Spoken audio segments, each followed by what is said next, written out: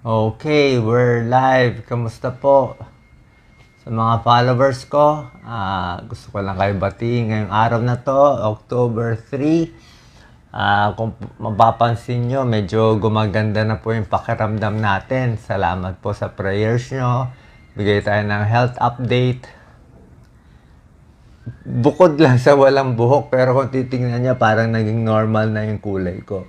Kahapon galing lang ako sa check-up sa doktor ko dito, yung Singapore doctor, si Dr. Ang Peng Tiam. Nagulat siya na normal na yung test ko lahat eh. Yung kidneys ko, normal na. Liver ko, normal na. Wala nang paninilaw, wala na lahat. Wala na natitirang problema. Tapos sabi nga niya, maybe in 1 week, uulitin na yung PET scan buong katawan para makita kung lumiit, gaano kaliit, o ano nangyari dun sa bukol para malaman natin. Pero kung makikita nyo, gumanda na yung kulay natin. Gumanda na yung kulay natin. May hingal pa rin tayo, syempre. Kasi nung una, nag-umpisa naman tayo ng manas na manas eh. Diba? Pero ngayon, I'm feeling better. Kagabi, nakatulog ako for the first time, mga 8 hours of sleep. So, yun na pinakamaganda. Tsaka ngayon, kaya ko na kumain ng marami. Kaya ko na kumain ng ampalaya, kangkong, pero kailangan ko karne. Ang turo pala, pag cancer patients pala, hindi nyo dapat dinadiet. Mali palang gawa natin. Pag may cancer na, bigay mo na lahat ng taba na gusto niya.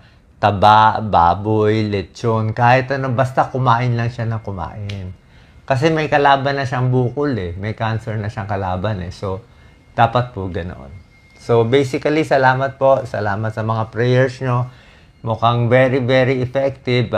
Tingnan natin kung magtutuloy. So, yan ang unang miracle na hihingiin natin na sana hindi lang naman ako ang gagaling. Gusto ko lahat tayo sabay-sabay. Maraming may cancer sa atin, di ba? Maraming may cancer, baka hindi nila alam. Maraming meron mga malulubhang sakit, di ba? So, yun po ang unang reason. Mukhang gumaganda pakiramdam. Ano? Parang normal na, hindi nyo nahalata eh. Hindi na siya halatang may sakit eh. Di ba? Nakita nyo naman yung mukha na may sakit. Oh. Kahit pakita ko pa leg ko sa inyo. Hindi na halata. Wala nang galit eh. Nakita mo naman nung una hanggang halos hanggang ulo yung humihilab sa akin eh. Tsaka dati hindi ka talaga makakain. Ngayon malakas na. So, iba talaga, mukhang miracle kasi sobra hirap daw kalaban tong sarcoma. Sarcoma daw mahirap talaga. So, that's one. And second, baka magulat kayo, in-inform ko naman kayo, magpa-file po kami ni Doc Lisa for Senator May 2025 para paggaling natin. Ang tapos ng treatment ko kasi November. So by December, dapat nasa Pilipinas na ako. By December, first week, second week, bago mag-Christmas sa Pilipinas na tayo. Tuloy-tuloy na tayo sa Pilipinas. So by that time, matagal pa naman yung campaign period eh. Matagal pa naman eh, di ba? So by that time, hopefully, malakas na tayo at makakatulong na tayo sa tao. Diba? Bakit pa? Ayan, tinatanong, Doc, may sakit ka na nga ng cancer. Bakit ka pa kailangan tumakbo at tumulong sa tao na yan ang gusto mo? Hindi ba pwedeng mag-abroad ka na lang? Number one, magsaya-saya ka na lang. Sasabihin nila, pag ako may cancer, mag-abroad na lang ako. O mag-e-enjoy na lang ako ng buhay. Sasamahan ko na lang yung asawa, anak ko. Pwede naman yun. Kung yun po ang gusto ninyo. Okay? Para sa inyo, kung yun ang gusto nyo, ganun na lang, enjoy na lang. Tama naman yun. Wala naman nagpipigil sa inyo eh. Diba? Kaya huwag nyo ako pipigilin. Huwag nyo ako pipigilin. Iba kasi ang gusto ko. Kung maiksi, mahaba, kung bibigyan ako ng Diyos ng 1 buwan, 1 taon, malay mo 10 taon, malay mo bigyan pa ako ni God ng 20 years. 'Di ba? Baka pag naayos to, actually, ang dami naayos sa akin, ha. Kahit yung mga ibang sakit ko, yung mga varicose ko, nawala eh. Yung varicose ko, yung mga manas ko, lahat nawala eh. So, parang siya pala talagang gumugulo sa buong katawan ko. So wag niyo po akong pigilan kasi hindi naman para sa akin to, para sa inyo to. Okay? Sanay na kayo sa mga corrupt na politiko eh. Try naman tayo ng matino. Try it once, 'di ba? Try niyo once. Sabihin, mahina si Doc. Paano niyo nalaman mahina? Utak niyo na siguro nahihinaan. My God. Hindi ka naman pwede banat ng banat na hindi nag-iisip. 'Di ba? Hindi ka naman pwede banat dito, banat dyan, banat dyan. Kita mo nga ngayon, yung mga senador at congressman, walang bumabanat eh. Halos walang bumabanat, di ba? Tama, mali, wala lang bumabanat eh. Pero, ang gagawin natin, sa takbo natin, ang pinakakakaiba natin, explain ko po sa inyo, ay wala tayong campaign funds. Mula umpisa, hindi ako tumatanggap ni maliit na pera ni piso kahit kanino. Bakit? Oras na tumanggap ka. Senado is ang funding ng Senado, minimum 100 million, 300 million, 500 million, 1 billion or more. Yan ang minimum budget. Minimum budget. Tayo wala tayong gagamitin ganung budget. Baka 500,000 lang. Kasi pag tinanggap mo yung 5 million, 10 million, sigurado may kapalit yun. 100% maniwala ka, may kapalit yun. At pagdating doon, magugulat na lang kayo sa mga decision ng senador nyo. Tama naman majority decision niya, pero syempre, pag yung decision para doon sa nagbigay sa kanya ng pera, ay medyo papapuran niya yun. Kasi nagbigay sa kanya ng pera para manalo siya. Tayo, ayoko yun. Gusto ko manalo, walang campaign funds. Hayaan mo na sabihin na tanga ka. Eh gusto ko malinis eh. Gusto ko honest eh. Kung gusto nyo ng dishonest, gusto nyo loko, gusto nyo scamming, buhay nyo yun. Konsensya nyo yun. Problema nyo yun kay San Pedro, hindi ko problema yun, di ba?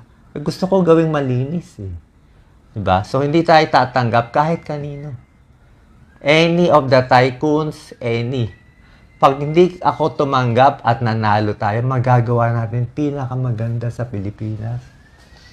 Kasi masasabi mo yung tama eh. Wala ka nang i-favor eh. Wala kang utang eh. Walang may hawak ng ulo mo eh. Diba? Walang may hawak ng ulo mo. Kaya nahihirapan yung mga kandidato, gagastos sila ng 200 million, 500 million, tapos, paano ang bawi? Diba? Paano babawi? Dadaanin na lang sa matamis na salita. Kaya kung gusto nyo makita, may corruption o wala, tingnan nyo na saan yung campaign funds nila. Nandun yung sikreto. Okay? Ako, hindi tayo gagamit doon. Basta tulong lang.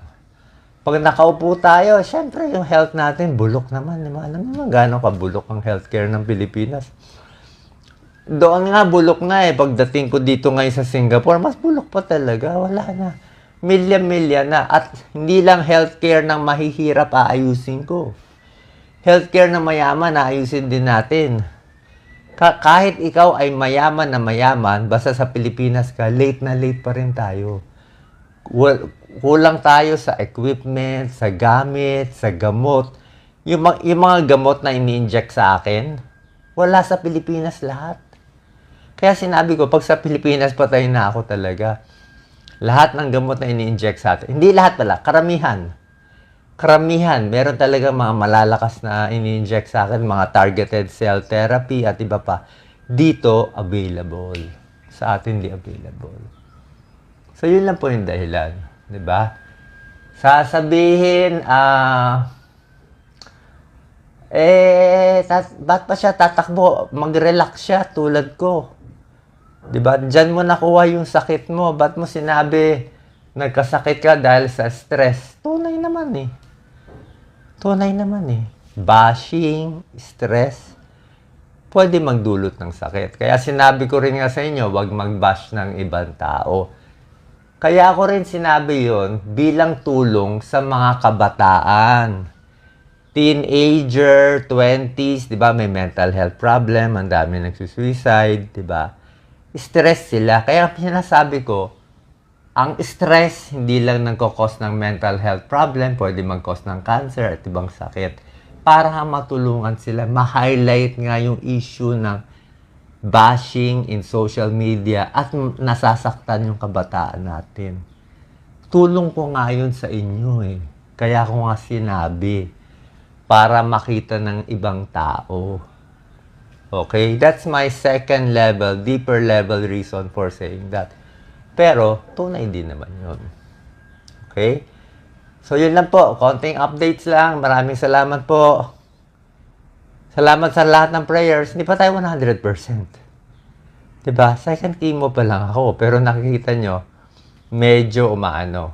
Timbang ko na lang mababa. I'm only 145 pounds eh. Kailangan ko daw mag-muscle talaga. Lahat daw ng karne, baboy, ano man meat. Basta any meat. Kailangan na pampalakas. Thank you, thank you. Salamat po, salamat po. Basta ako talaga 100% hindi corrupt. Pagdating doon, makikita nyo nila. Kung gusto nyo ngayon ako magtatak-tak, magdadakdak, hindi ko gagawin. Kahit tingnan nyo yung mga senador, meron bang tumitira ngayon? Takot naman sila lahat Quiet din sila lahat Titira lang yan pag malapit na yung eleksyon, di ba? Oo. Bakit ako magpapauto? Pag tumira ka ngayon, di patay ka na ngayon. Maganda hindi nila alam yung iniisip mo. Di ba? Maganda hindi nila alam yung iniisip mo. Pero kayo, alam nyo naman iniisip ko. Alam nyo naman iniisip ko Iniisip ko nga kayo Ganun nga kasimple. Kaya sabi ko nga, nung malala ako, bago ako mamatay, sasabihin ko, ngayon mukhang hindi ako mamamatay. Kaya wag niyo sabihin terminally ill ako. Walang terminally ill. Ang cancer ngayon, nagagamot. Isa pa pala, ang dami ko nakakausap dito ng mga nurse sa Singapore. Pare-pareho sinasabi ng mga Filipino nurses sa Singapore sa akin. Sabi niya, Doc, pag sa Pilipinas, very hard ang kaso mo. Parang very hard case ka. Pagdating mo sa Singapore, easy case ka lang. Yung super hirap sa atin, pagdating dito, kaya natin ayusin yan. Diba? So, ibig sabihin, ganun sila ka high-end. Pag sa atin, give up na, wala namang gawa. Dito, kaya paggawa ng paraan. Oh, I'm not bashing anyone kasi yun talaga reality We have to accept. Dapat tanggapin natin, may problema sa health system natin, may problema na yung nurses natin, 2 taon lang nananatili sa Pilipinas, walang sweldo, walang gamit. Alam niyo naman ang source niyan Siyempre, ninakaw na ng politiko, 30-40%. Yun lang naman, it's still corruption on and off. Kasi you keep on voting corrupt politicians. Paano gagawin natin? Di ba? Ako na nga, nagpapakamatay na nga para sa inyo. Ayaw nyo pa rin. Wala akong magagawa. Kung ayaw nyo, relax lang ulit ako. Diba? Not my choice. It's your choice. Salamat po. God bless po. Ingat po palagi. Sana laging malakas. Okay? May good days, may bad days. Pero parami ng parami dapat ang good days natin. Salamat po.